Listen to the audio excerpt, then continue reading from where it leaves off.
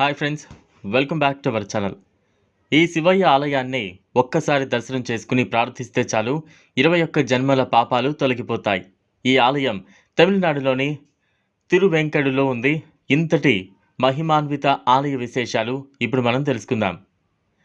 తిరువెంకడు అంటే తమిళంలో తెల్ల ఏనుగు అని అర్థం. ఈ ప్రదేశంలో ఇంద్రదేవుని యొక్క ఐరావతం ధ్యానం చేయడం వల్ల ఈ ప్రదేశానికి ఆ పేరొచ్చిందని చెబుతారు. తిరువెంకడు కాశీని పోలిన 6 దివ్యక్షేత్రాలలో ఒకటిగా, 50 శక్తిపీఠాలలో ఒకటిగా విరాజిల్లుతోంది.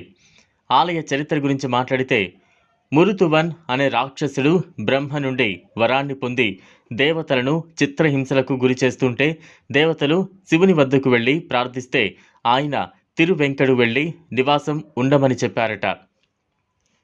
శివుడు వారితో పాటు నందిని వెంట పంపితే నంది రాక్షసుని చంపి సముద్రంలో పడేశాడు.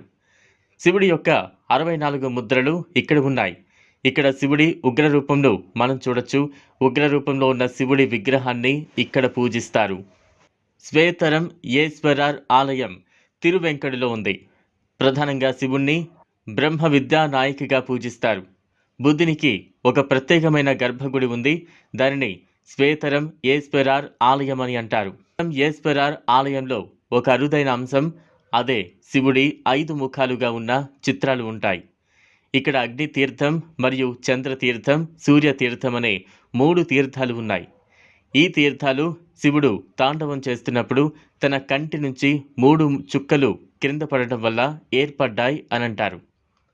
ఈ ఆలయ గోడలపై చెక్కబడిన నగిషీలు చోళ రాజవంశం మరియు విజయనగర ఇతర చక్రవర్తులకు సంబంధించిన ముఖ్యమైన చారిత్రక సమాచారాన్ని సూచిస్తాయి. అంతేకాకుండా దుష్ప్రభావాలు మరియు గ్రహ ప్రభావాలు పోయి జీవితంలో అదృష్ట విషయాలను ఆహ్వానించడానికి బుద్ధుడు గ్రహంను ఆరాధించడానికి ప్రజలు గుంపులుగా ఈ దేవాలయానికి వస్తూ ఉంటారు.